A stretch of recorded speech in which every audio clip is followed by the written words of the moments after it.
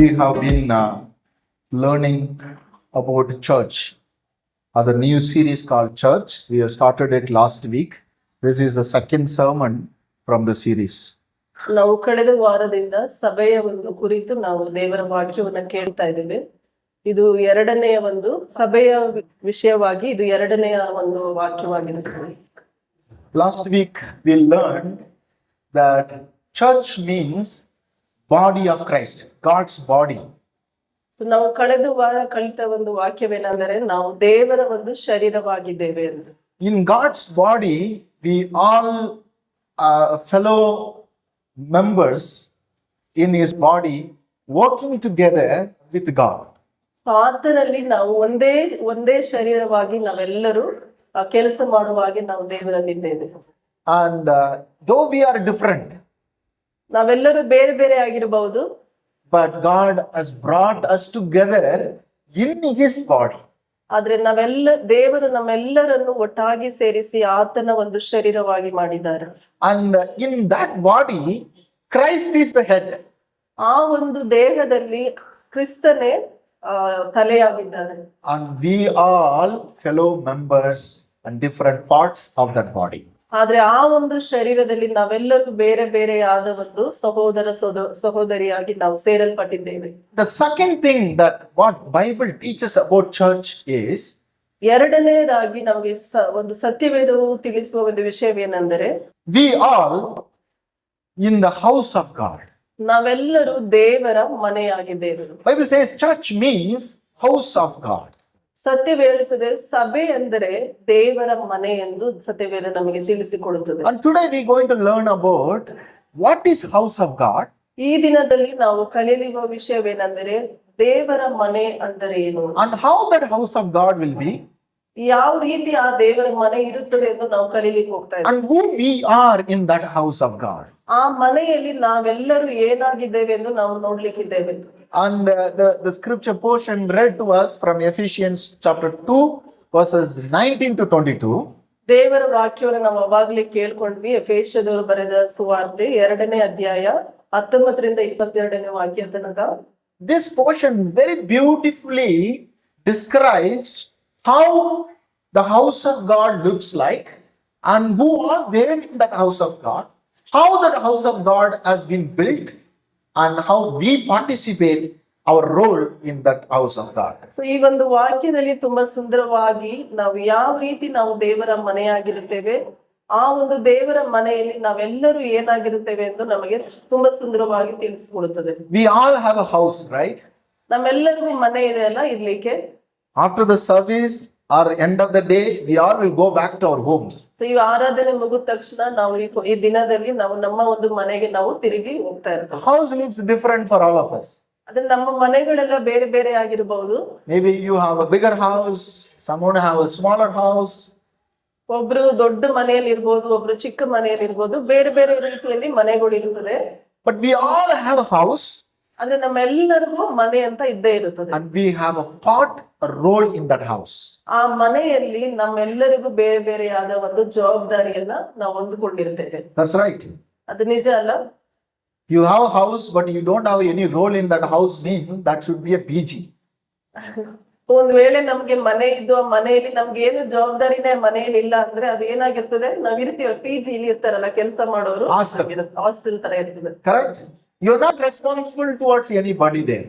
ಅಲ್ಲಿ ನಾವು ಒಂದ್ ವೇಳೆ ಹಾಸ್ಟೆಲ್ ಅಲ್ಲಿ ಇದ್ರೆ ನಾವ್ ಯಾವ್ದೇ ರೀತಿಯಾದ ಒಂದು ಜವಾಬ್ದಾರಿಯನ್ನು ನಾವು ಹೆಚ್ಚು ಹೊಂದ್ಕೊಂಡಿರೋದಿಲ್ಲ. You don't even mind to clean that house. ನಾವು ಹಾಸ್ಟೆಲ್ ಇರುವಾಗ ನಾವು ಅದನ್ನ ನಾವು ಸ್ವಚ್ಛತೆ ಮಾಡ್ಲಿಕ್ಕೂ ಕೂಡ ನಾವು ಇಡೋದಿಲ್ಲ. You don't bother about who's next to you, how you need to adjust and how you have to cooperate. You don't have to worry about all that. So ನಮ್ಮ ಪಕ್ಕದಲ್ಲಿ ಯಾರಿದ್ದಾರೆ, ಅವ್ರ ಜೊತೆ ನಾನು ಯಾವ ರೀತಿ ಅರ್ಥ ಮಾಡ್ಕೊಂಡಿರ್ಬೇಕು ಅನ್ನೋ ವಿಷಯ ಕೂಡ ನಮಗೆ ಯೋಚನೆ ಇರೋದಿಲ್ಲ. ಹೇಗ್ ಬೇಕಾಗಿ ನಾವು ಹಾಸ್ಟೆಲ್ ಕೂಡ ನಾವು ಇರ್ತೇವೆ. There is one other brother comes to our church. ನಮ್ಮ ಒಂದು ಸಭೆಗೆ ಒಬ್ರು ಸಹೋದರರು ಬರ್ತಾರೆ. He lives in PG, in a PG. ಅವರು ಹಾಸ್ಟೆಲ್ ಅಲ್ಲಿ ಇರ್ತಾರೆ. He says, ಅವ್ರು ಏನ್ ಹೇಳ್ತಾರೆ ಅಂದ್ರೆ, his roommate, ಅವರ ಒಂದು ರೂಮಿನ ಒಬ್ಬರು ವ್ಯಕ್ತಿ, his roommate, he doesn't like to switch on the light till night 10 o'clock. ಅವ್ರ ಜೊತೆ ಇರುವ ಒಬ್ರು ಸಹೋದರರಿಗೆ ಏನಂದ್ರೆ 10 ಗಂಟೆ ತನಕ ಅವರು ಲೈಟ್ ನ ಆಫ್ ಮಾಡಕ್ಕೆ ಅವ್ರು ಇಷ್ಟನೇ ಪಡೋದಿಲ್ಲ. And he actually, from, he sleeps the whole day. He keeps the light off till night 10 o'clock. After that he switch on, it seems. ಅದ್ರ ದಿನ ಎಲ್ಲ ಅವ್ರಿಗೆ ಬೆಳಕಿರ್ಬೇಕು, 10 ಗಂಟೆಗೆ ಮಾತ್ರ ಅವರು ಲೈಟ್ ನ ಆಫ್ ಮಾಡ್ತಾರಂತೆ. This brother only comes from job at 7 o'clock. ಆದ್ರೆ ಆ ಸಹೋದರರು 7 ಗಂಟೆಗೆ ಅವರು ಕೆಲಸ ಮುಗಿಸಿ ಬರ್ತಾರೆ. From 7 to 10 he has to live in that room in darkness. 7ರಿಂದ 10 ಗಂಟೆ ತನಕ ಅವರು ಕತ್ತಲೆಯಲ್ಲೇ ಇರ್ಬೇಕಾಗ್ತದೆ. Because that person says, it seems, please don't switch on, because I need to go to job only 10 o'clock. Till then I want to sleep. ಅವ್ರು ಹೇಳ್ತಾರಂತೆ, ನಾನು 10 ಗಂಟೆಗೆ ಕೆಲ್ಸಕ್ಕೆ ಹೋಗ್ಬೇಕು, ಅದಕ್ಕೋಸ್ಕರ ನಾನು ನಿದ್ದೆ ಮಾಡ್ಬೇಕು, ಹಾಗಾಗಿ ಲೈಟ್ ನ ಆಫ್ ಮಾಡ್ಬೇಡ್ರಿ ಅಂತ. So it is a terrible. ಆದ್ರೆ ತುಂಬಾ ಕಷ್ಟ ಅಂತವ್ರ ಜೊತೆ ಇರ್ಲಿಕ್ಕೆ. And that doesn't look like a house. They don't look like a members of that house. ಅದು ಮನೆಯ ರೀತಿ ಇರೋದಿಲ್ಲ. ಯಾಕೆಂದ್ರೆ ಮನೆಯಲ್ಲಿ ನಾವು ಸದಸ್ಯರಾಗಿರ್ಲಿಕ್ಕೆ ಅದು ಇದಿಲ್ಲ. ಯಾಕಂದ್ರೆ ಒಬ್ರಿಗೊಬ್ರು ಅರ್ಥ ಮಾಡ್ಕೊಳ್ಳೋ ರೀತಿ ಇರೋದಿಲ್ಲ, ಅದು ಹಾಸ್ಟೆಲ್ ಆಗಿರೋದ್ರಿಂದ. And even in a house there are people, they are irresponsible.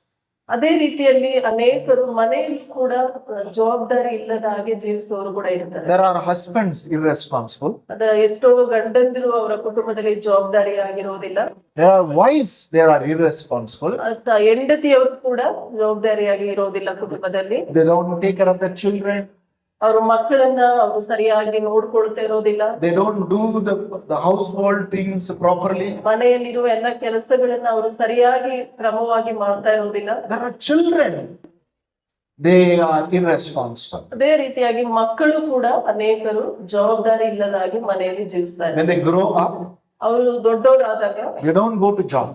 ಅವರು ಕೆಲಸಕ್ಕೆ ಹೋಗೋ ಏಜ್ ಅಲ್ಲಿ ಅವರು ಕೆಲಸಕ್ಕೆ ಹೋಗೋದಿಲ್ಲ. They still ask money from parents. ಅವರು ಇನ್ನೂ ದೊಡ್ಡವರಾದ್ರೂ ಕೂಡ ತಂದೆ ತಾಯಿ ಹತ್ರನೇ ಹಣವನ್ನು ಅವರು ಕೇಳ್ತಾ ಇರ್ತಾರೆ. And I hear lot of stories from nearby community where children, they go and drink. For their drinking they ask money from parents. ಇಲ್ಲಿ ಹತ್ರ ಇರುವ ಸಮುದಾಯದಲ್ಲಿ ಅವ್ರ ತಂದೆ ತಾಯಿಗಳು ನಮ್ಮ ಹತ್ರ ಹೇಳ್ತಾ ಇರ್ತಾರೆ ಏನಂದ್ರೆ, ಮಕ್ಕಳು ಕುಡಿಯೋಕು ಕೂಡ ತಂದೆ ತಾಯಿ ಹತ್ರ ದುಡ್ಡನ್ನ ಕೇಳಿ ತಗೊಂಡು ಹೋಗ್ತಾರೆ. If they don't give, they beat their parents itself. ಒಂದ್ ವೇಳೆ ಅವ್ರ ತಂದೆ ತಾಯಿ ಕೊಡ್ಲಿಕ್ಕೆ ನಿರಾಕರಿಸಿದ್ರೆ ಅವ್ರ ತಂದೆ ತಾಯಿನ ಅವ್ರು ಹೊಡಿಲಿಕ್ಕೂ ಕೂಡ ಹೋಗ್ತಾರೆ. And this is very sad. ಅದು ತುಂಬಾ ಬೇಸರ ತರುವ ಒಂದು ವಿಷಯವಾಗಿರ್ತದೆ. That house is a dysfunctional house. ಅಂತ ಮನೆಯು ಯಾವುದೇ ರೀತಿಯಾದ ಒಂದು ಒಳ್ಳೆಯ ರೀತಿಯ ಒಂದು ಜವಾಬ್ದಾರಿ ಇಲ್ಲದ ಮನೆಯಾಗಿ ಅದು ಕಾಣಿಸ್ತದೆ ನಮ್ಗೆ. No peace. ಆ ಮನೆಯಲ್ಲಿ ಯಾವುದೇ ರೀತಿಯ ಸಮಾಧಾನ ಇರೋದಿಲ್ಲ. No unity. ಆ ಮನೆಯಲ್ಲಿ ಯಾವುದೇ ರೀತಿಯ ಒಗ್ಗಟ್ಟು ಕೂಡ ಇರೋದಿಲ್ಲ. No happiness. ಆ ಮನೆಯಲ್ಲಿ ಯಾವುದೇ ರೀತಿಯ ಸಂತೋಷವನ್ನು ಕೂಡ ನಾವು ನೋಡಕ್ಕಾಗೋದಿಲ್ಲ. That house absolutely lost the meaning of the house, meaning of family. ಅಂತ ಮನೆಯು ಕುಟುಂಬ ಎನ್ನುವ ಅರ್ಥವನ್ನ ಸಂಪೂರ್ಣವಾಗಿ ಕಳೆದುಕೊಂಡಿರುವ ಮನೆಯಾಗಿರ್ತದೆ. And such families still exist among us. ಅಂತ ಮನೆಗಳು ನಮ್ಮ ಸುತ್ತಮುತ್ತ ಇರುವುದನ್ನ ನಾವು ಕಾಣ್ತೇವೆ. But God says, I have a house for you. ಆದ್ರೆ ದೇವರ ವಾಕ್ಯ ಹೇಳುತ್ತದೆ, ನಿಮಗೆ ನಾನೊಂದು ಮನೆಯನ್ನ ಇಟ್ಟಿದ್ದೇನೆ ಎಂದು. And the church is his house. ಆ ಸಭೆಯು ಆತನ ಒಂದು ಮನೆಯಾಗಿರುತ್ತದೆ. In that house we all are member in the house. ಆ ಒಂದು ಮನೆಯಲ್ಲಿ ನಾವೆಲ್ಲರೂ ಬೇರೆ ಬೇರೆ ರೀತಿಯಾದ ಒಂದು ವ್ಯಕ್ತಿಗಳಾಗಿ ನಾವು ಇರ್ತೇವೆ. In that house there are varieties of people, different people are there. ನಮ್ಮ ಆ ಒಂದು ಮನೆಯಲ್ಲಿ ಅನೇಕ ವಿಧವಾದ ಒಂದು ಜನರನ್ನ ನಾವು ನೋಡ್ತೇವೆ. In the God's house there are different people. ದೇವರ ಮನೆಯಲ್ಲಿ ಅನೇಕ ವಿಧವಾದ ಒಂದು ರೀತಿಯ ಜನರನ್ನ ನಾವು ಕಾಣ್ತೇವೆ. And I wanted to introduce 3 important people who contribute so much to that house. ನಾನು 3 ವ್ಯಕ್ತಿಗಳನ್ನು ನಾನು ನಿಮ್ಮ ಮಧ್ಯೆ ಹೇಳಲಿಕ್ಕೆ ಇಷ್ಟಪಡ್ತೇನೆ. ನಾವು ಯಾರು ಈ ಸಭೆಗೆ, ಈ ಒಂದು ಮನೆಗೆ ತುಂಬಾ ಒಂದು ಅನೇಕ ರೀತಿಯಲ್ಲಿ ಅವರು ಸಹಾಯವನ್ನು ಮಾಡುವವರಾಗಿರ್ತಾರೆ. The first important person of God's house is Christ. ದೇವರ ಮನೆಯಲ್ಲಿ ತುಂಬಾ ಮುಖ್ಯವಾದ ಒಬ್ಬ ವ್ಯಕ್ತಿ ಯಾರಂದ್ರೆ ಕ್ರಿಸ್ತನಾಗಿರುತ್ತಾನೆ. Bible says in verse 20, ದೇವರ ವಾಕ್ಯ ಹೇಳುತ್ತದೆ 20ನೇ ವಾಕ್ಯದಲ್ಲಿ, Christ is the cornerstone. ಕ್ರಿಸ್ತನೇ ಮೂಲೆಗಲ್ಲಾಗಿದ್ದಾನೆ ಎಂದು. Christ is the cornerstone. ಕ್ರಿಸ್ತನೇ ಮೂಲೆಗಲ್ಲಾಗಿದ್ದಾನೆ ಎಂದು. Have you Anybody have experience working, building work? ನಿಮ್ಗೆ ಯಾರಿಗಾದ್ರೂ ಗೊತ್ತಿರುತ್ತಾ ಮನೆ ಕಟ್ಟೋ ಒಂದು ಸ್ಥಳವನ್ನು ನೋಡಿದ್ರೆ ಅಥವಾ ಮನೆ ಕಟ್ಟೋದ್ರಲ್ಲಿ ನೀವು ಭಾಗಿಯಾಗಿರ್ಬೋದು. I know Madan have experience. Madan ಅವ್ರಿಗೆ ಆ ಒಂದು ವಿಷಯ ಗೊತ್ತಿರುತ್ತೆ. At least we all have seen people how they build a house, right? ನಾವೆಲ್ಲ ನೋಡಿರ್ತೇವೆ ಯಾವ ರೀತಿ ಜನರು ಮನೆಯನ್ನ ಕಟ್ತಾರೆ ಎಂದು. While I was when I was very young, when I was doing my PUC +1 +2 time, ನಾನು PUC ಮತ್ತೆ ಫಸ್ಟ್ PUC ಸೆಕೆಂಡ್ PUC ಮಾಡ್ತಾ ಇರುವಾಗ I wanted to buy a home theater for me. ನನ್ಗೆ ಒಂದು home theatre, music home theatre ನ ತಗೋಬೇಕು ಅಂತ ತುಂಬಾ ಆಸೆ ಆಗಿತ್ತು. I asked money from my parents. ನಮ್ಮ ತಂದೆ ತಾಯಿ ಹತ್ರ ನಾನು ಹೋಗಿ ಹಣವನ್ನ ಕೇಳಿದೆ. They said, no, we will not buy home theater for you. ಆ ಹೋಮ್ ಥಿಯೇಟರ್ ನ ನಾನು ನಿಮ್ಗೆ ತಂದು ಕೊಡಕ್ ಆಗೋದಿಲ್ಲ ಅಂತ ನನ್ನ ತಂದೆ ತಾಯಿ ಹೇಳಿದ್ರು. Maybe these days young people, they don't bother about that. ಈ ಕಾಲದ ಯೌವನಸ್ಥರಿಗೆ ಅದು ಹೋಮ್ ಥಿಯೇಟರ್ ನ ಅವರು ತಲೆ ಕೆಡಿಸ್ತಾರೆ. They want mobile now. ಅವ್ರಿಗೆ ಇವಾಗ ಮೊಬೈಲ್ ಅನ್ನೋದು ಬೇಕು. They want bike or car. ಅವ್ರಿಗೆ ಬೈಕ್ ಬೇಕು, ಇಲ್ಲ ಕಾರ್ ಬೇಕು, or they want the best clothes. ಅಥವಾ ಅವ್ರಿಗೆ ಒಳ್ಳೆಯ ವಸ್ತ್ರಗಳು ಅವ್ರಿಗೆ ಇರ್ಬೇಕು ಅಂತ. But those days, in my days, olden days, we all like to have a home theater at home. ಆಗ ಹಳೆಯ ದಿನಗಳಲ್ಲಿ ನನ್ನ ಒಂದು ಸಮಯದಲ್ಲಿ ಹೋಮ್ ಥಿಯೇಟರ್ ಅನ್ನೋದು ಎಲ್ಲರಿಗೂ ಇಷ್ಟ, ಅದನ್ನ ಇಟ್ಕೋಬೇಕು ಮನೆಯಲ್ಲಿ ಅಂತ. On the headphone, the small tape record. Walkman ಅಂತ ನಿಮ್ಗೆಲ್ಲ ಗೊತ್ತಿದೆಯಲ್ಲ, ಅದನ್ನ ಎಲ್ಲರೂ ತಗೋಬೇಕು ಅಂತ ತುಂಬಾ ಇಷ್ಟ ಪಡೋರು. So when I asked money from my parents, ನಾನು ನನ್ನ ತಂದೆ ತಾಯಿ ಹತ್ರ ಯಾವಾಗ ದುಡ್ಡು ಕೇಳಿದೆ, they said they will not buy it for me.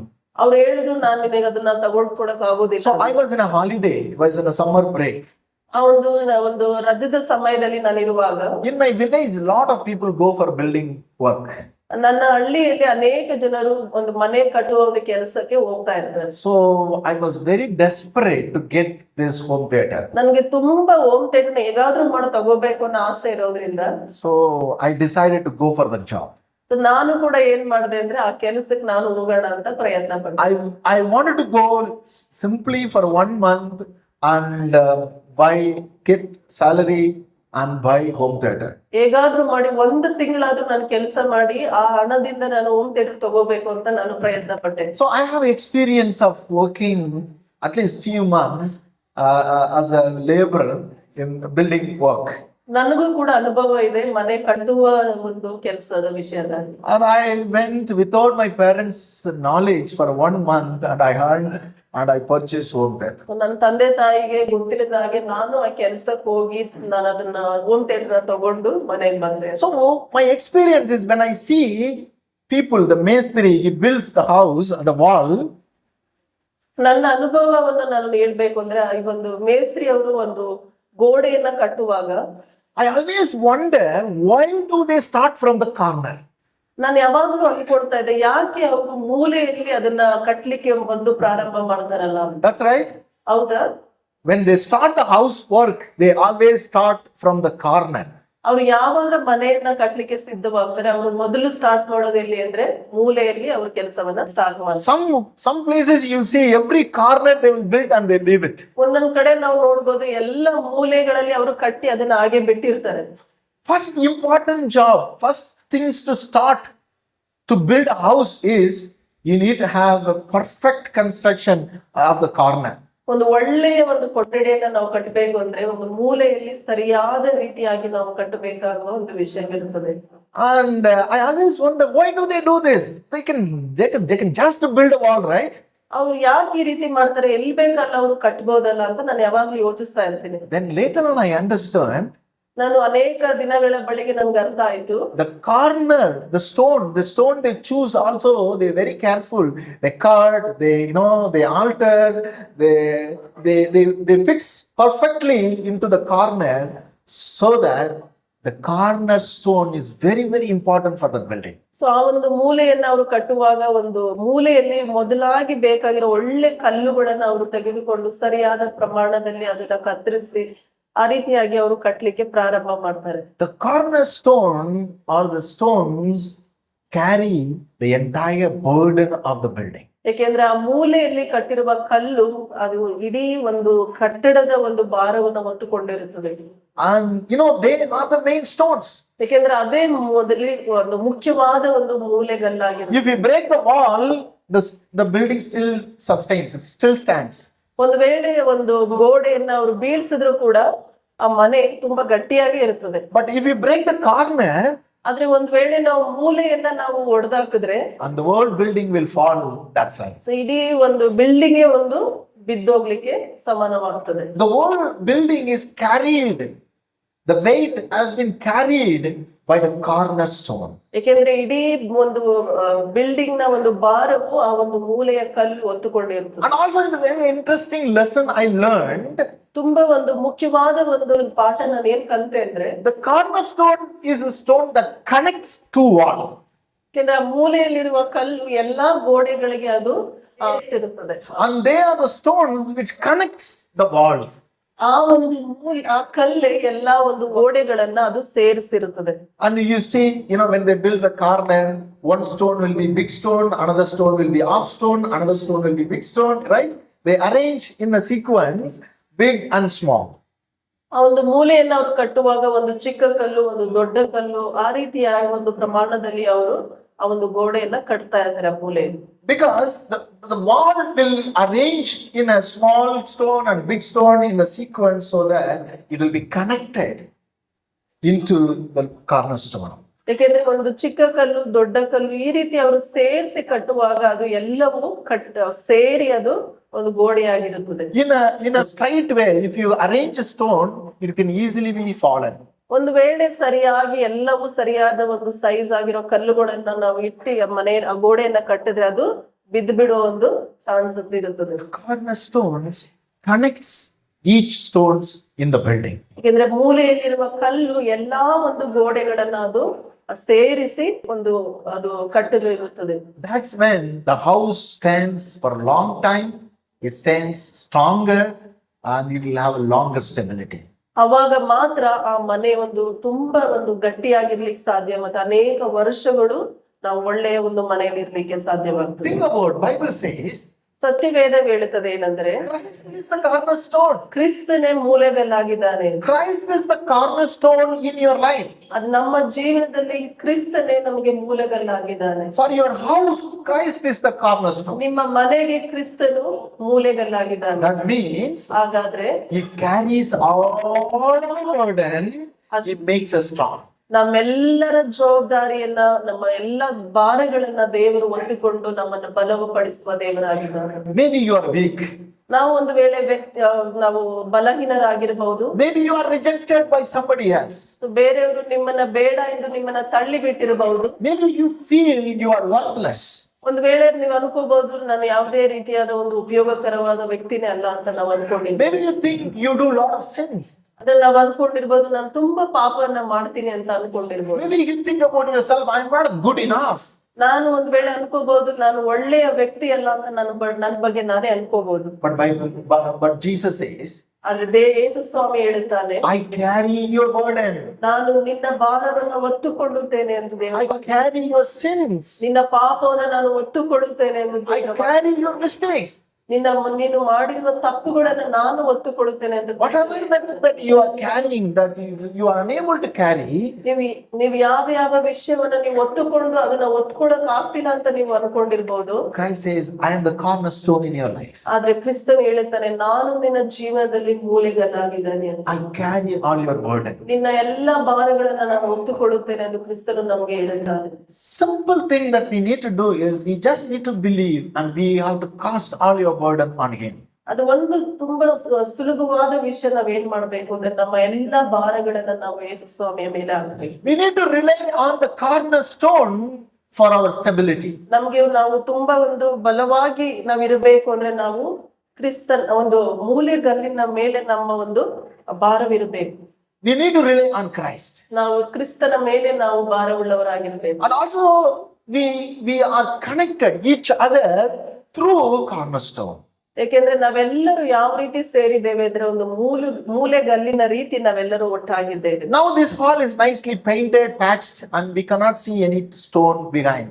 ಈ ಕೊಠಡಿಯನ್ನ ನಾವು ಯಾವುದೇ ರೀತಿಯಾದ ಕಲ್ಲು ಹೇಗಿದೆ ಅಂತ ನಾವು ನೋಡಕ್ಕಾಗಲ್ಲ, ಯಾಕೆಂದ್ರೆ ಎಲ್ಲವನ್ನು ಅವರು ಕ್ಲೋಸ್ ಮಾಡಿ ಪೇಂಟ್ ಹೊಡೆದಿದ್ದಾರೆ. And when you break this wall, ಯಾವಾಗ ನಾವು ಈ ಗೋಡೆಯನ್ನ ನಾವು ಕೆಡವಿತೇವೋ, and we see there a lot of stone is arranged and the stones look very different.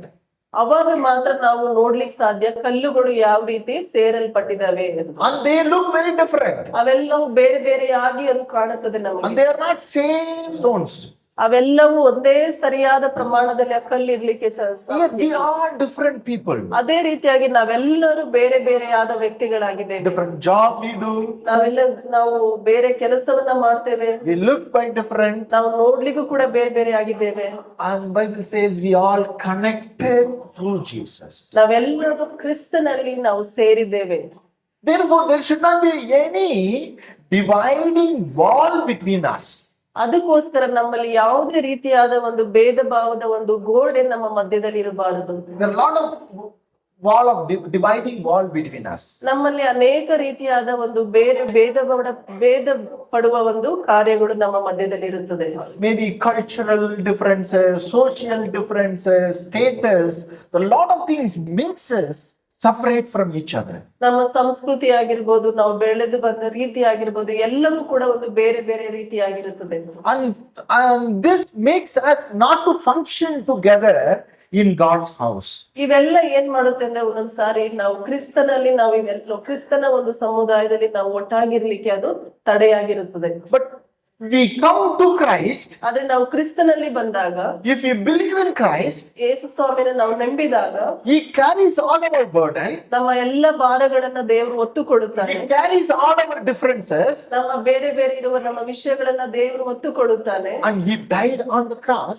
ಕ್ರಿಸ್ತನು ಅವಾಗ್ಲೇ ನಮಗೋಸ್ಕರ ದೇವರು Through His sacrifice, ಆತನ ಒಂದು ತ್ಯಾಗದಿಂದ He broke down the wall of difference. ಆತನು ಆ ಒಂದು ಬೇರೆ ಬೇರೆ ಇರುವ ನಮ್ಮಲ್ಲಿ ಒಂದು ವಿಷಯವನ್ನ ದೇವರು ಅದನ್ನ ಮುರಿದು ಹಾಕಿದ್ದಾನೆ. And in Him we all united together.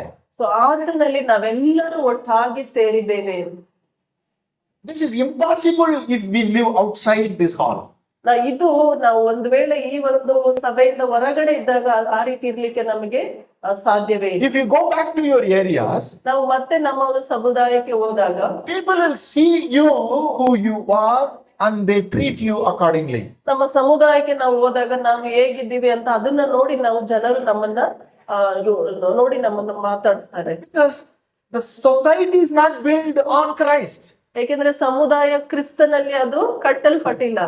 Therefore, every stone looks different for them. ಅದಕ್ಕೆ ಅಲ್ಲಿ ನಮ್ಮನ್ನ ನೋಡುವಾಗ ಎಲ್ಲರೂ ಬೇರೆ ಬೇರೆ ರೀತಿಯಾಗಿ ಅವ್ರಿಗೆ ಕಾಣಿಸ್ತದೆ. We are all different in a society. ನಾವು ಹೊರಗಡೆ ಹೋದಾಗ ನಾವೆಲ್ಲರೂ ಬೇರೆ ಬೇರೆ ಆಗಿ ಜನಗಳಿಗೆ ಕಾಣುತ್ತೇವೆ. By caste, ನಾವು ಯಾವ ಒಂದು ಜಾತಿ ಆಗಿರ್ತೇವೆ, by the area we live, ನಾವು ಯಾವ ಒಂದು ಸ್ಥಳದಲ್ಲಿ ನಾವು ಜೀವಿಸ್ತೇವೆ, the kind of house we live, ನಾವು ಎಂತ ಮನೆಯಲ್ಲಿ ಜೀವಿಸ್ತೇವೆ, the kind of food we eat, ಯಾವ ರೀತಿಯಾದ ಒಂದು ಊಟವನ್ನ ನಾವು ಸೇವಿಸ್ತೇವೆ, the kind of dress we wear, ನಾವು ಯಾವ ರೀತಿ ಬಟ್ಟೆಯನ್ನ ನಾವು the ಧರಿಸ್ತೇವೆ, kind of job we do. ನಾವು ಯಾವ ರೀತಿಯಾದ ಕೆಲಸವನ್ನ ನಾವು ಮಾಡ್ತೇವೆ. People look at us and they divide us. ಮನುಷ್ಯರು ನಮ್ಮನ್ನ ನೋಡಿ ಆ ರೀತಿಯಾಗಿ ನಮ್ಮನ್ನ ಬೇರ್ಪಡಿಸ್ತಾರೆ. But Christ says, ಆದ್ರೆ ಕ್ರಿಸ್ತನ ನಮ್ಗೆ ಏನ್ ಹೇಳ್ತಾನೆ, in my house, ನನ್ನ ಮನೆಯಲ್ಲಿ all your differences are patched and you are united in me. ನಿಮ್ಮಲ್ಲಿರುವ ಎಲ್ಲ ಬೇರೆ ಬೇರೆ ವಿಷಯಗಳು ಎಲ್ಲವೂ ಹೋಗಿ ನನ್ನಲ್ಲಿ ನೀವು ಒಟ್ಟಾಗಿರುತ್ತೀರಾ ಅದು ದೇವರ ವಾಕ್ಯ ಹೇಳುತ್ತದೆ. So in Christ we are united and built together. ಕ್ರಿಸ್ತನಲ್ಲಿ ನಾವೆಲ್ಲರೂ ಒಟ್ಟಾಗಿ ನಾವು ಕಟ್ಟಲ್ಪಟ್ಟಿದ್ದೇವೆ. And that is why it says we are relying on the cornerstone who is Christ. ಯಾಕೆಂದ್ರೆ ನಾವೆಲ್ಲರೂ ಒಂದು ಮೂಲೆಗಲ್ಲಾಗಿರುವ ಕ್ರಿಸ್ತನ ಮೇಲೆ ನಾವು ಜೀವಿಸ್ತಾ ಇದ್ದೇವೆ. And you need to know this. ಅದನ್ನ ನಾವೆಲ್ಲರೂ ತಿಳ್ಕೋಬೇಕಾದ ಒಂದು ವಿಷಯ. You may not have a good house. ನಮ್ಗೆ ಒಂದು ಒಳ್ಳೆ ಮನೆ ಇಲ್ಲದೆ ಇರಬಹುದು. You may not have a good family. ನಮ್ಗೆ ಒಳ್ಳೆ ಒಂದು ಕುಟುಂಬ ಇಲ್ಲದೆ ಇರಬಹುದು. But you have a house. That house belongs to God. ಆದ್ರೆ ನಮಗೊಂದು ಮನೆ ಇರುತ್ತದೆ, ಅದು ಕ್ರಿಸ್ತನ ಮನೆ ಆಗಿರುತ್ತದೆ. We have a family. That family is about God. ನಮಗೊಂದು ಕುಟುಂಬ ಇರುತ್ತದೆ, ಅದು ಕ್ರಿಸ್ತನ ಕುಟುಂಬವಾಗಿರುತ್ತದೆ. And that family, ಆ ಒಂದು ಕುಟುಂಬ, Christ carries us. ಆ ಕುಟುಂಬವನ್ನು ಕ್ರಿಸ್ತನು ಎತ್ತುಕೊಳ್ಳುತ್ತಾನೆ. And we all build with him in that house.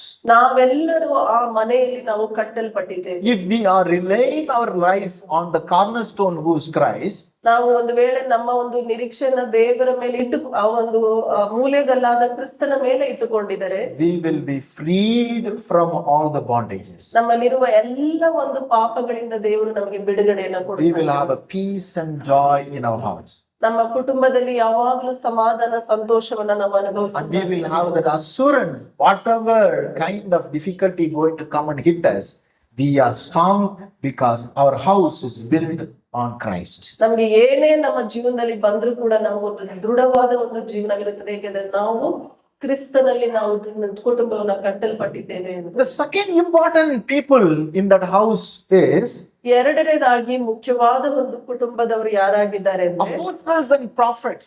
ಅಪೊಸ್ತಲರು ಮತ್ತು ಪ್ರವಾದಿಗಳು. Again, verse 20 says, 20ನೇ ವಾಕ್ಯ ಹೇಳುತ್ತದೆ, this house has been built upon the foundation of the apostles and prophets. ಅಪೊಸ್ತಲರು ಮತ್ತೆ ಪ್ರವಾದಿಗಳ ಒಂದು ಅಡಿಪಾಯವಾಗಿ ಒಂದು ಮನೆಯನ್ನ ಕಟ್ಟಲ್ಪಟ್ಟಿದೆ ಎಂದು.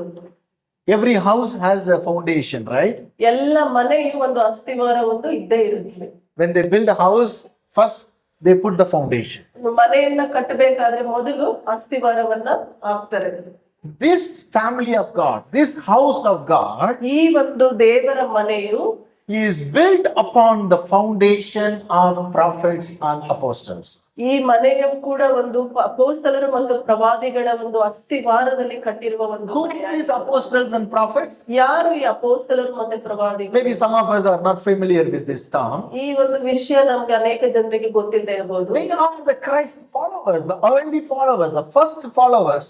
ಅಪೊಸ್ತಲರು ಮತ್ತೆ ಪ್ರವಾದಿಗಳು ಯಾರಂದ್ರೆ ಅವರು ಮೊದಲಿನಿಂದ ಯೇಸು ಸ್ವಾಮಿಯನ್ನ ಅವರು ಹಿಂಬಾಲಿಸಿದ ಒಂದು ವ್ಯಕ್ತಿಗಳಾಗಿರುತ್ತಾರೆ. Those disciples were with Jesus. ಅವರೆಲ್ಲರೂ ಯೇಸು ಸ್ವಾಮಿಯ ಒಂದು ಶಿಷ್ಯರಾಗಿರ್ತಾರೆ. Those disciples who went out first and spread about Jesus. ಆ ಶಿಷ್ಯರೇ ಮೊದಲಾಗಿ ಯೇಸು ಸ್ವಾಮಿಯ ಬಗ್ಗೆ ಅನೇಕರಿಗೆ ಹೊರಗಡೆ ಹೋಗಿ ಹೇಳಿದ್ರು. And they went and shared gospel ಅವರು ಹೋಗಿ ದೇವರ ಒಂದು ವಾಕ್ಯವನ್ನು ಅವರು ಹೇಳಿದಾಗ about Jesus Christ. ಕ್ರಿಸ್ತನ ಬಗ್ಗೆ ಅವರು ಅನೇಕರಿಗೆ ಸುವಾರ್ತೆಯನ್ನು ಸಾರಿದರು. What Jesus did on the cross, through that act, what we received and become part of God's family. ಆ ಕ್ರಿಸ್ತನು ನಮಗೋಸ್ಕರ ಶಿಲುಬೆ ಮೇಲೆ ಏನ್ ಮಾಡಿದ್ರು, ಆದ್ರಿಂದ ನಮಗೆಲ್ಲ ಯಾವ ರೀತಿಯಾದ ಒಂದು ಬಿಡುಗಡೆಯನ್ನ ದೇವರು ಕೊಟ್ರು ಎಂದು. And they brought many family members into God's house. ಆ ಜನರು ಹೋಗಿ ಅನೇಕ ಜನರನ್ನು ದೇವರ ಒಂದು ಕುಟುಂಬಕ್ಕೆ ಕರೆದುಕೊಂಡು ಬಂದರು. We read it in Acts. ನಾವು ಅಪೊಸ್ತಲರ ಕೃತ್ಯಗಳಲ್ಲಿ ಓದಿ Day by day, many people added into the church, added into God's family. ದಿನನಿತ್ಯವೂ ಕೂಡ ಅನೇಕ ಜನರು ಕ್ರಿಸ್ತನ ಒಂದು ಕುಟುಂಬದಲ್ಲಿ ಸೇರುವುದನ್ನ ನಾವು ನೋಡ್ತೇವೆ. Even today, we have a lot of new people, a couple of new people have come today. So ಈ ದಿನದಲ್ಲೂ ಕೂಡ ಅನೇಕ ಜನರು ಹೊಸದಾಗಿ ನೀವು ಈ ಸಭೆಗೆ ಬಂದಿದ್ದೀರಾ. You hear about Jesus. ನೀವು ಅನೇಕ ಸಾರಿ ಯೇಸು ಸ್ವಾಮಿಯ ಬಗ್ಗೆ ನೀವು ಕೇಳಿರ್ಬೋದು. And if you believe in Jesus, ನೀವು ಯೇಸು ಸ್ವಾಮಿನ ನೀವು ನಂಬುವುದೇ ಆದರೆ, if you give your burdens and difficulties on Jesus, ನಿಮ್ಮ ಕಷ್ಟಗಳನ್ನು ನಿಮ್ಮ ಶ್ರಮೆಗಳನ್ನು ಯೇಸು ಸ್ವಾಮಿಯಲ್ಲಿ ನೀವು ಕೊಡುವುದಾದರೆ, and Jesus accepts you as his children, ಯೇಸು ಸ್ವಾಮಿ ನಿಮ್ಮನ್ನ ತನ್ನ ಮಕ್ಕಳಾಗಿ and ಸ್ವೀಕರಿಸುವವನಾಗಿದ್ದಾನೆ. you will become part in his family. ನಾವು ಆ ಸಮಯದಲ್ಲಿ ನಾವು ಕ್ರಿಸ್ತನ ಒಂದು ಕುಟುಂಬವಾಗಿ ನಾವು ಸೇರಲ್ಪಡ್ತೇವೆ. You will become a member in his family. ಆತನ ಕುಟುಂಬದಲ್ಲಿ ಒಬ್ಬ ವ್ಯಕ್ತಿಯಾಗಿ ನೀವು ಮಾರ್ಪಡ್ತೀವಿ. Likewise, we all become member of God's house. ಅದೇ ರೀತಿಯಾಗಿ ನಾವೆಲ್ಲರೂ ಕ್ರಿಸ್ತನಲ್ಲಿ ನಾವು ಒಂದು ಬೇರೆ ಬೇರೆ ವ್ಯಕ್ತಿಯಾಗಿ ನಾವು ಒಟ್ಟಾಗಿ ಜೀವಿಸ್ತೇವೆ. This house was built, founded, and sustained on the foundation of apostles and prophets. So ಈ ಮನೆಯು ಕಟ್ಟಿ ಒಂದು ವಿಸ್ತಾರವಾಗಿ ನಾವು ನೋಡುವಾಗ ಇದು ಅಪೊಸ್ತಲರು ಮತ್ತು ಪ್ರವಾದಿಗಳ ಒಂದು ಅಡಿಪಾಯವಾಗಿ ಕಟ್ಟಲ್ಪಟ್ಟಿದೆ. This house is still growing. ಈ ಮನೆ ಇನ್ನೂ ಬೆಳೆಯುತ್ತಾ ಇದೆ. This house family is still growing. ಈ ಮನೆಯ ಒಂದು ಕುಟುಂಬ ಇನ್ನೂ ಬೆಳೆಯುವುದನ್ನ ನಾವು ನೋಡ್ತಾ You ಇದ್ದೀವಿ. go anywhere in the world, this family is spread out. ಯಾಕೆಂದ್ರೆ ಎಲ್ಲೇ ಈ ಪ್ರಪಂಚ ನಾವ್ ಎಲ್ಲೇ ಹೋದ್ರೂ ಕೂಡ ಈ ಒಂದು ಕುಟುಂಬ ಅನೇಕ ರೀತಿಯಲ್ಲಿ ಅದು ಹೊರಗಡೆ ಹೋಗುವುದನ್ನ ನಾವು ನೋಡ್ತಾ ಇದ್ದೀವಿ. People who speak different languages, ಬೇರೆ ಭಾಷೆಯನ್ನ ಮಾತಾಡುವ ಜನರನ್ನ ನಾವು ನೋಡ್ಬೋದು. people who eats different food, ಬೇರೆ ರೀತಿಯಾದ ಆಹಾರವನ್ನು ಸೇವಿಸುವವರೇ ಆಗಿರ್ಬೋದು. people who wear different dress, ಬೇರೆ ರೀತಿಯಾದ ವಸ್ತ್ರವನ್ನ ಧರಿಸುವವರಾಗಿರ್ಬೋದು. people who belongs to different nationals, ಬೇರೆ ರೀತಿಯಾದ ಬೇರೆ ರಾಜ್ಯಕ್ಕೆ ಅವರು ಹೋಲಿಕೆ ಆಗಿರಬಹುದು. and they all have come into God's house. ಅವರೆಲ್ಲರೂ ಸೇರಿ ಕ್ರಿಸ್ತನ ಒಂದು ಕುಟುಂಬದಲ್ಲಿ ಸೇರಿರುತ್ತಾರೆ. Isn't that beauty? ಎಷ್ಟು ಸುಂದರವಾಗಿದೆ ಈ ಒಂದು ವಿಷಯವನ್ನ Right. ಕೇಳಿ. ಹೌದಲ್ಲ? In your house, only your people will live. ಯಾಕೆಂದ್ರೆ ನಮ್ಮ ಮನೆಯಲ್ಲಿ ಬರೀ ನಮ್ಮ ಕುಟುಂಬದವ್ರು ಮಾತ್ರ ನಾವು ಜೀವಿಸ್ತಾ ಇರ್ತೇವೆ. In only your children and your parents and your grandparents, your family members alone live in your family. ನಮ್ಮ ಮನೆಯಲ್ಲಿ ಬರೀ ನಾವು, ನಮ್ಮ ತಂದೆ ತಾಯಿ, ನಮ್ಮ ತಾತ ಅಜ್ಜ, ಬರೀ ಇವರು ಮಾತ್ರ ಆ ಕುಟುಂಬದಲ್ಲಿ ಜೀವಿಸ್ತಾ And ಇರ್ತಾರೆ. any strangers, we don't like to involve them into our house, ನಮ್ಗೆ ಯಾರು ಗೊತ್ತಿಲ್ಲದ ವ್ಯಕ್ತಿಯನ್ನ ನಮ್ಮ ಕುಟುಂಬದಲ್ಲಿ ಸೇರಿಸ್ಕೊಳ್ಳೋಕೆ ನಾವು ಇಷ್ಟಪಡೋದಿಲ್ಲ. especially during night. ನೈಟ್ಸ್ ಒಂದು ರಾತ್ರಿ ಸಮಯದಲ್ಲಿ ಯಾರಾದ್ರೂ ನಮಗೆ ಗೊತ್ತಿಲ್ಲದ ವ್ಯಕ್ತಿಯನ್ನ ನಾವು ಮನೆಯಲ್ಲಿ ಸೇರಿಸ್ಕೊಳ್ಳೋಕೆ ನಾವು And ಇಷ್ಟಪಡೋದು. we tell them to go, it's got late, 10 o'clock, you may leave to your house. 10 ಗಂಟೆ ಆಯ್ತು, ನೀವು ಹೋಗ್ಬಹುದು, ಮತ್ತೆ ನೋಡೋಣ ಇನ್ನೊಂದ್ ದಿನ ಅಂತ. Because they are not part, ಯಾಕೆಂದ್ರೆ member in your house. ಯಾಕೆಂದ್ರೆ ಅವ್ರು ಯಾವುದೇ ರೀತಿಯಾದ ಒಂದು ನಮ್ಮ ಕುಟುಂಬಕ್ಕೆ ಸೇರಿದವರಾಗಿರೋದಿಲ್ಲ. But Bible says, ಆದ್ರೆ ದೇವರ ವಾಕ್ಯ ನಮಗೆ ಹೇಳುತ್ತದೆ, in God's house, ಆದ್ರೆ ದೇವರ ಒಂದು ಮನೆಯಲ್ಲಿ those who were strangers and alien, they all become part in his house. So ದೇವರ ವಾಕ್ಯ ಹೇಳುತ್ತದೆ ನಮ್ಗೆ ಅನೇಕ ಅವರು ಪರದೇಶದವರಾಗಿರ್ಬೋದು, ಅನ್ಯರಾಗಿರ್ಬೋದು, ಅವರೆಲ್ಲರೂ ಸೇರಿ ದೇವರ ಮನೆಯಲ್ಲಿ ಇರುವುದನ್ನ ನಾವು Once we were strangers and aliens in this world, ನಾವು ಕೂಡ ಒಂದು ಸಮಯದಲ್ಲಿ ನಾವು ಪರದೇಶದವರಾಗಿರ್ಬೋದು, ಅನ್ಯರಾಗಿದ್ವಿ. and God Bible says we all brought together through Jesus, and he made us as his house. ದೇವರು ನಮ್ಮನ್ನೆಲ್ಲ ಕರೆದು ತನ್ನ ಕುಟುಂಬವಾಗಿ ನಮ್ಮನ್ನ ದೇವರು ಸೇರಿಸಿದ್ದಾನೆ. In Christ, we brought all of us, he brought us together, and he made us a family. ಕ್ರಿಸ್ತನು ನಮ್ಮನ್ನೆಲ್ಲ ಸೇರಿಸಿ ನಮ್ಮನ್ನ ಒಂದು ಕುಟುಂಬವಾಗಿ ದೇವರು ಮಾಡಿದ್ದಾನೆ. And we were strangers and aliens once upon a time. ಒಂದ್ ಸಾರಿ ನಾವೆಲ್ಲರೂ ಪರದೇಶದವರು, ಅನ್ಯ ಜನರಾಗಿ ನಾವು ಜೀವಿಸ್ತಾ ಇದ್ವಿ. But today we are not strangers and aliens to each other. ಆದ್ರೆ ಈ ದಿನದಲ್ಲಿ ನಾವು ಬೇರೆ ಪರದೇಶದವರು ಅಥವಾ ಅನ್ಯ ಜನರಾಗಿ ನಾವು I cannot say I don't know Intama. ನಾನ್ ಹೇಳಕ್ ಆಗೋದಿಲ್ಲ, ವೆಂಕಟಮ್ ಅವರು ನನಗ್ ಗೊತ್ತಿಲ್ಲ ಅಂತ ನಾನು ಹೇಳಕ್ ಆಗೋದಿಲ್ಲ. I will not say I don't know Manjula. ಅಥವಾ ನಾನು ಸಹೋದರಿ ಮಂಜುಳಾ ಅವರು ನನಗ್ ಗೊತ್ತಿಲ್ಲ ಅಂತ ನಾನು ಹೇಳ, I don't say who's Madan. ಅಥವಾ ಮದರ್ ನನ್ಗೆ ಯಾರು ಅಂತ ಗೊತ್ತಿಲ್ಲ ಅಂತ ಹೇಳಕ್ ಆಗೋದಿಲ್ಲ. Now we all member in the same family. ನಾವು ಒಂದೇ ಕುಟುಂಬದಲ್ಲಿ ವ್ಯಕ್ತಿಗಳಾಗಿ ನಾವು ಜೀವಿಸ್ತಾ. That is what church. ಅದೇ ಒಂದು ಸಭೆ ಅಂದ್ರೆ. That is why we are here seated together and worshiping the Lord. ಅದಕ್ಕೋಸ್ಕರ ನಾವೆಲ್ಲರೂ ಒಟ್ಟಾಗಿ ಕುಳಿತುಕೊಂಡು ದೇವರನ್ನ ಆರಾಧಿಸ್ತಾ ಇದ್ದೇವೆ. This house is built upon apostles and prophets ministries. ಈ ಒಂದು ಸಭೆಯು ಅಪೊಸ್ತಲರು ಮತ್ತೆ ಪ್ರವಾದಿಗಳ ಅಡಿಪಾಯದಲ್ಲಿ ಕಟ್ಟಿರುವ ಒಂದು ಸಭೆ ಆಗಿದೆ. And today God calls us, once we become his member, he calls and says, you go and do the same thing and bring many people, as many people. The house is open, wide open for many people. ಯಾಕೆ ನಾವು ಆತನಲ್ಲಿ ಸೇರಿ ಆತನಲ್ಲಿ ನಾವು ಒಂದೇ ಕುಟುಂಬವಾಗಿರೋದ್ರಿಂದ ನಾವು ಕೂಡ ಹೊರಗಡೆ ಹೋಗಿ ಅನೇಕ ಜನರನ್ನ ನಾವು ಸೇರಿಸಬೇಕು ಈ ಒಂದು ಕುಟುಂಬ. And the third member, important member in that house is, ಮೂರನೇ ವ್ಯಕ್ತಿ ಆ ಒಂದು ಮನೆಗೆ ಯಾರಂದ್ರೆ, and we are the member of the house. ನಾವು ಸದಸ್ಯರುಗಳಾಗಿದ್ದೇವೆ. We are the member in the house. ನಾವುಗಳೇ ಆತನಲ್ಲಿ ಒಂದು ಸದಸ್ಯರಾಗಿದ್ದೇವೆ. First, Christ is the cornerstone. ಮೊದಲನೇದಾಗಿ ಕ್ರಿಸ್ತನು ಮೂಲೆಗಲ್ಲಾಗಿದ್ದಾನೆ. Second is apostles and prophets who founded this house. ಎರಡನೇದಾಗಿ ಅಪೊಸ್ತಲರು ಮತ್ತೆ ಪ್ರವಾದಿಗಳು ಅಡಿಪಾಯವಾಗಿದ್ದಾರೆ. And third, we all are very important member in that house. ನಾವು ತುಂಬಾ ಮುಖ್ಯವಾದ ಒಂದು ಸದಸ್ಯರಾಗಿದ್ದೇವೆ. You cannot say, I don't know anybody in the church. ನಾವ್ ಯಾವುದೇ ರೀತಿಯಾಗಿ ಹೇಳಕ್ ಆಗೋದಿಲ್ಲ, ಚರ್ಚಲ್ಲಿ ನನ್ಗೆ ಯಾರು ಗೊತ್ತಿಲ್ಲ ಅಂತ. Or you cannot say, I will come to church, but I will not speak to anybody. ಅಥವಾ ನಾವ್ ಹೇಳಕ್ ಆಗೋದಿಲ್ಲ, ನಾನು ಸಭೆಗೆ ಬರ್ತೀನಿ, ಆದ್ರೆ ನಾನು ಯಾರ ಹತ್ರನೂ ಮಾತಾಡಕ್ ಇಷ್ಟಪಡೋದಿಲ್ಲ. I'll just come, I'll go. ನಾನು ಸುಮ್ನೆ ಬರ್ತೀನಿ, ಹೋಗ್ತೀನಿ ಅಂತ. I only come to worship the Lord. ನಾನು ಬರೀ ದೇವರನ್ನ ಆರಾಧಿಸ್ಲಿಕ್ಕೆ ಮಾತ್ರ ನಾನು ಚರ್ಚೆಗೆ I am ಬರ್ತೀನಿ. not worried about anybody here. ನಾನು ಯಾವುದೇ ರೀತಿಯಾಗಿ ಬೇರೆಯವ್ರ ಬಗ್ಗೆ ನಾನು ತಲೆ ಕೆಡಿಸ್ಕೊಳ್ಳೋದಿಲ್ಲ. That means you are only living in PG and hostel. ಹಾಗಾದ್ರೆ ನಾವು ಒಂದು ಹಾಸ್ಟೆಲ್ ಅಲ್ಲಿ ಒಂದ್ ವೇಳೆ ನಾವು ಜೀವಿಸ್ತಾ ಇರ್ಬೋದು. This is not PG and hostel. ಈ ಸಭೆಯು ಒಂದು ಹಾಸ್ಟೆಲ್ ಆಗಿರ್ಲಿಕ್ಕೆ ಸಾಧ್ಯವಿಲ್ಲ. This is a house. ಯಾಕೆಂದ್ರೆ ಇದು ಮನೆ ಅಂತ ನಾವು ನೋಡ್ತೇವೆ. This is your family. ಇದು ನಮ್ಮ ಕುಟುಂಬವಾಗಿದೆ. You need to know everyone. ಇಲ್ಲಿ ಎಲ್ಲರ ಬಗ್ಗೆ ನಾವು ತಿಳ್ಕೋಬೇಕಾಗಿರೋದು ದೇವರ ಚಿತ್ತ. You need to be connected to everyone. ನಾವೆಲ್ಲರಲ್ಲೂ ಸೇರಿ ನಾವು ಜೀವಿಸ್ಬೇಕಾಗ್ತದೆ. You are a fellow member in your house. ಯಾಕೆಂದ್ರೆ ಈ ಒಂದು ಕುಟುಂಬದಲ್ಲಿ ನಾವು ಒಂದೇ ಸದಸ್ಯರಾಗಿರ್ಲಿಕ್ಕೆ Right? If your parents are not well, ಒಂದು ವೇಳೆ ನಿಮ್ಮ ಕುಟುಂಬದಲ್ಲಿ ನಿಮ್ಮ ತಂದೆ ತಾಯಿ ಆರೋಗ್ಯವಾಗಿಲ್ಲದೆ ಇರ್ಬೋದು. You will not say that that is your problem, you take care. ನಾವ್ ಹೇಳಕ್ ಆಗೋದಿಲ್ಲ ಅಲ್ಲ, ಇದು ನಿಮ್ ಪ್ರಾಬ್ಲಮ್, ನೀವ್ ನೋಡ್ಕೊಳ್ಳಿ ಅಂತ. If your siblings have a problem, ಅಥವಾ ನಿಮ್ಮ ಅಣ್ಣ ತಂಗಿ ಯಾರಿಗೂ ಹುಷಾರಿಲ್ಲ ಅಂದ್ರೆ you will not say, right, that is your problem, you take care of it. ನೀವ್ ಹೇಳಕ್ ಆಗೋದಿಲ್ಲ, ಅದು ನಿಮ್ ಪ್ರಾಬ್ಲಮ್, ಇದು ನೀವು ನೋಡ್ಕೊಳ್ಳಿ ಅಂತ. And you feel the pain. ಯಾಕೆಂದ್ರೆ ನಮಗೂ ಆ ಒಂದು ನೋವನ್ನ ನಾವು ಅನುಭವಿಸ್ತೀವಿ. You will feel the need. ಯಾಕೆಂದ್ರೆ ಅವ್ರಿಗೆ ಅಗತ್ಯ ಇದ್ದಾಗ ನಮಗೂ ಕೂಡ ಅವ್ರಿಗೆ ಏನಾದ್ರು ಮಾಡ್ಬೇಕು ಅಂತ ಅನಿಸ್ತಾ ಇರುತ್ತೆ. And that is what the family. ಅದೇ ನಾವು ಕುಟುಂಬ ಅಂತ ನಾವು ನೋಡ್ತೇವೆ. So this is the God's house. ಅದೇ ರೀತಿಯಾಗಿ ಈ ಒಂದು ಸಭೆಯು ದೇವರ ಕುಟುಂಬವಾಗಿದೆ. We all fellow members in His house. ಆತನಲ್ಲಿ ನಾವೆಲ್ಲರೂ ಸದಸ್ಯರಾಗಿದ್ದೇವೆ. We need to carry each other. ನಾವು ಒಬ್ಬರದ್ದು ಭಾರವನ್ನ ನಾವು ಹೊತ್ತುಕೊಂಡವರಾಗಿರ್ಬೇಕು. You need to love each other. ನಾವು ಒಬ್ಬರನ್ನೊಬ್ಬರು ನಾವು ಪ್ರೀತಿಸುವವರಾಗಿರ್ಬೇಕು. You need to support each other. ನಾವು ಒಬ್ಬರೊಬ್ಬರನ್ನು ನಾವು You ಬಲಪಡಿಸುವವರಾಗಿರ್ಬೇಕು. need to help each other. ನಾವು ಅನೇಕರಿಗೆ ಸಹಾಯ ಮಾಡುವವರಾಗಿರ್ಬೇಕು. That is why we say every week to everybody. ಅದಕ್ಕೋಸ್ಕರ ನಾವು ಎಲ್ಲಾ ವಾರಗಳಲ್ಲೂ ಹೇಳ್ತೇವೆ, ಅಕ್ಕಪಕ್ಕದಲ್ಲಿ ಇರೋರ್ ಜೊತೆ ನೀವು ಮಾತಾಡ್ರಿ. You talk to everybody ಎಲ್ಲರೊಟ್ಟಿಗೆ ನಾವು ಮಾತನಾಡುವವರಾಗಿರ್ಬೇಕು. and listen to their stories.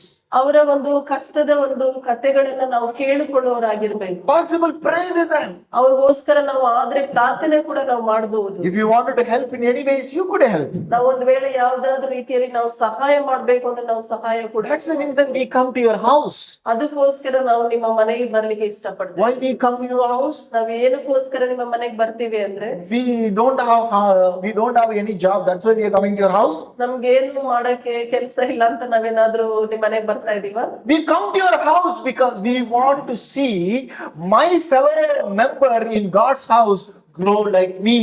ಯಾಕೆ ನಾವು ನಿಮ್ಮ ಮನೆಗೆ ಬರ್ಲಿಕ್ಕೆ ಇಷ್ಟಪಡ್ತೇವೆ ಅಂದ್ರೆ ನನ್ನ ಕುಟುಂಬದಲ್ಲಿರುವ ನಮ್ಮ ಒಂದು ಸದಸ್ಯರು ಅವರು ಕೂಡ ನನ್ನ ಹಾಗೆ ದೇವರಲ್ಲಿ ಬೆಳಿಬೇಕು ಅನ್ನೋ ಒಂದು ಆಸೆಯಿಂದ ನಿಮ್ಮ ಕುಟುಂಬಕ್ಕೆ ನಾವು ಬರ್ತೇವೆ. We come so that we will know you better. So, ನಾವು ಬರೋದ್ರಿಂದ ನಿಮ್ಮ ಬಗ್ಗೆ ನಾವು ಹೆಚ್ಚಾಗಿ ತಿಳ್ಕೋಬಹುದು. And we can pray for you. ಅಥವಾ ನಿಮ್ಗೋಸ್ಕರ ನಾವು ಪ್ರಾರ್ಥನೆ ಮಾಡಬಹುದು. And anything God helps us to help you, we can help you. ಅಥವಾ ದೇವರು ನಮ್ಗೆ ಏನಾದ್ರೂ ಒಂದು ರೀತಿಯಲ್ಲಿ ಸಹಾಯ ಮಾಡಿದ್ರೆ ಆ ಸಹಾಯ ನಿಮಗೂ ಕೂಡ ನಾವು ಸೇರಿಸಬಹುದು. The purpose is ಆ ಒಂದು ಪ್ರಮುಖವಾದ ಕಾರಣ ಏನಂದ್ರೆ we all grow together. ನಾವೆಲ್ಲರೂ ಒಟ್ಟಾಗಿ ನಾವು ಬೆಳೆಯುವವರಾಗಿರ್ಬೇಕು. That is a family. ಅದೇ ದೇವರ ಒಂದು ಮನೆಯಾಗಿರ್ಲಿಕ್ಕೆ. So Bible says church is house of God. ಅದಕ್ಕೆ ಸತ್ಯವೇದ ಹೇಳುತ್ತದೆ, ಒಂದು ಸಭೆಯು ದೇವರ ಮನೆಯಾಗಿದೆ ಅಂತ. The house belongs to all of us. ಮನೆಯು ನಮ್ಮೆಲ್ಲರಿಗೂ ಸೇರಿರುವ ಒಂದು ಕಾರ್ಯವಾಗಿರುತ್ತೆ. Christ is the cornerstone. ಕ್ರಿಸ್ತನೇ ಮೂಲೆಗಲ್ಲಾಗಿದ್ದಾನೆ. And apostles and prophets who founded it. ಅಪೋಸ್ತಲರು ಮತ್ತೆ ಪ್ರವಾದಿಗಳು ಅದಕ್ಕೆ ಅಡಿಪಾಯರಾಗಿದ್ದರು. And we are the fellow members. ನಾವು ಆ ಒಂದು ಸದಸ್ಯರಾಗಿದ್ದೇವೆ. And maybe you have any pain today. ಈ ಒಂದು ವೇಳೆ ನಿಮಗೆ ಯಾವುದೇ ರೀತಿಯಾದ ಒಂದು ನೋವಲ್ಲಿ ನೀವಿದ್ದರೆ, if you are going through any suffering, ಯಾವುದೇ ರೀತಿಯಾದ ಒಂದು ಕಷ್ಟಗಳಲ್ಲಿ ನೀವು ಹೋಗ್ತಾ ಇದ್ದರೆ, if you are going through any difficulties, ಯಾವುದೇ ರೀತಿಯಾದ ಒಂದು ಕಷ್ಟಗಳಲ್ಲಿ ನೀವು if you are living life in fear, ಒಂದು ವೇಳೆ ನೀವು ಭಯದಲ್ಲಿ ನೀವು ಜೀವಿಸ್ತಾ ಇದ್ದರೆ, you may live your life in shame, ಒಂದು ವೇಳೆ ಯಾವುದೇ ರೀತಿಯಾದ ಒಂದು ಅವಮಾನಗಳಲ್ಲಿ ನೀವು ಜೀವಿಸ್ತಾ ಇದ್ದರೆ, maybe you are feeling rejection, ಒಂದು ವೇಳೆ ನಿಮ್ಮನ್ನ ಯಾರಾದ್ರೂ ನಿಮ್ಮನ್ನ ತಳ್ಳಿ ಬಿಟ್ಟಿರಬಹುದು, maybe you may experiencing division, ಒಂದು ವೇಳೆ ನಮ್ಮಲ್ಲಿ ಒಂದು ಭೇದ ಭಾವವನ್ನ ನಾವು ಅನುಭವಿಸಿರಬಹುದು. God says, ಆದ್ರೆ ದೇವರು ಹೇಳುತ್ತಾರೆ, come into my house. ನನ್ನ ಮನೆಗೆ ನೀನು ಬಾ. Come, become the member in my body, my house. ನೀನು ಬಂದು ನನ್ನ ಮನೆಯಲ್ಲಿ ನೀನು ಒಂದು ಸದಸ್ಯನಾಗಿ ನೀನು ಭಾಗಿಯಾಗು. In my house there is no fear. ನನ್ನ ಮನೆಯಲ್ಲಿ ಯಾವುದೇ ರೀತಿಯಾದ ಒಂದು ಭಯವಿಲ್ಲ. In my house there is no shame. ನನ್ನ ಮನೆಯಲ್ಲಿ ಯಾವುದೇ ರೀತಿಯಾದ ಅವಮಾನಗಳನ್ನು ನೀನು. In my house you will not experience any pain. ನನ್ನ ಮನೆಯಲ್ಲಿ ಯಾವುದೇ ರೀತಿಯಾದ ನೋವನ್ನು ನೀನು ಅನುಭವಿಸು. You will not suffer for anything. ನೀನು ಯಾವುದೇ ರೀತಿಯಾದ ಕಷ್ಟಗಳಲ್ಲಿ ನೀನು ಅನುಭವಿಸು. In my house nobody will reject you. ನನ್ನ ಮನೆಯಲ್ಲಿ ನಿನ್ನನ್ನು ಯಾರು ಕೂಡ ತಳ್ಳಿ ಬಿಡುವುದಿಲ್ಲ. And there is a love. ಅಲ್ಲಿ ನನ್ನ ಮನೆಯಲ್ಲಿ ಯಾವಾಗಲೂ ಪ್ರೀತಿಯನ್ನ ನೀನು ಹೊಂದಿಕೊಳ್ಳುತ್ತಿ. You will be cared. ನೀನು ಯಾವಾಗಲೂ ನಿನ್ನ ಬಗ್ಗೆ ನೀನು ಯಾರಾದ್ರೂ ಕಾಳಜಿ ವಹಿಸುತ್ತಾರೆ. You will be carried by Christ. ನೀನು ಕ್ರಿಸ್ತನಲ್ಲಿ ನೀನು ದೇವರು ನಿನ್ನನ್ನು ಹೊತ್ತುಕೊಂಡಿರುತ್ತಾನೆ. Therefore God is calling all of us into his body, in his house. ಯಾಕೆಂದ್ರೆ ದೇವರು ನಮ್ಮೆಲ್ಲರನ್ನು ತನ್ನ ಮನೆಗೆ ಕರೀತಾ ಇದ್ದಾರೆ. Know that church is body of Christ, body of God. ನಾವು ತಿಳ್ಕೋಬೇಕು ಏನಂದ್ರೆ ನಮ್ಮ ದೇವರ ಸಭೆಯು ಕ್ರಿಸ್ತನ ಶರೀರವಾಗಿದೆ. Church is the house of God. ಸಭೆಯು ಒಂದು ದೇವರ ಮನೆಯಾಗಿದೆ. Be the member in his house. ಆತನ ಮನೆಯಲ್ಲಿ ನಾವೆಲ್ಲರೂ ಬೇರೆ ಬೇರೆ ರೀತಿಯಾದ ಸದಸ್ಯರಾಗಿ ನಾವು As we close this sermon, ನಾನು ಒಂದು ವಾಕ್ಯವನ್ನು ನಾನು ಮುಗಿಸುವಾಗ I want to give you 3 takeaways. ನಾನು 3 ವಿಷಯವನ್ನ ನೀವು ತೆಗೆದುಕೊಳ್ಳುವ ಹಾಗೆ ನಾನು ಹೇಳಲಿಕ್ಕೆ As ಇಷ್ಟಪಡ್ತೇನೆ. you go from here, I want you to remember this entire week and I want you to meditate on this. ನಾವು ತಿರುಗಿ ಹೋಗುವಾಗ ಈ ಒಂದು ವಿಷಯವನ್ನ ನೀವು ವಾರವೆಲ್ಲ ಇದ್ರ ಬಗ್ಗೆ ನೀವು ಯೋಚಿಸಿ ಅದ್ರ ಬಗ್ಗೆ ನೀವು ನೆನಪು ಮಾಡ್ಕೊಳ್ತಾ ಇರ್ಬೇಕು. Your life is built on Christ who is cornerstone. ನಮ್ಮ ಜೀವನವು ದೇವರ ಒಂದು ಕ್ರಿಸ್ತನ ಒಂದು ಮೂಲೆಗಲ್ಲಿನ ಮೇಲೆ ಕಟ್ಟಲ್ಪಟ್ಟಿದೆ. Your life is built on the cornerstone who is Christ. ನಮ್ಮ ಜೀವನವು ಕ್ರಿಸ್ತನ ಒಂದು ಮೂಲೆಗಲ್ಲಾಗಿ ಅದರ ಮೇಲೆ ನಾವು ಕಟ್ಟಲ್ಪಟ್ಟಿದ್ದೇವೆ. Therefore, ಹಾಗಾಗಿ do not fear. ಯಾವುದೇ ರೀತಿಯಾದ ಒಂದು ಭಯ ನಮ್ಮಲ್ಲಿ ಬೇಡವಾಗ You will not fall.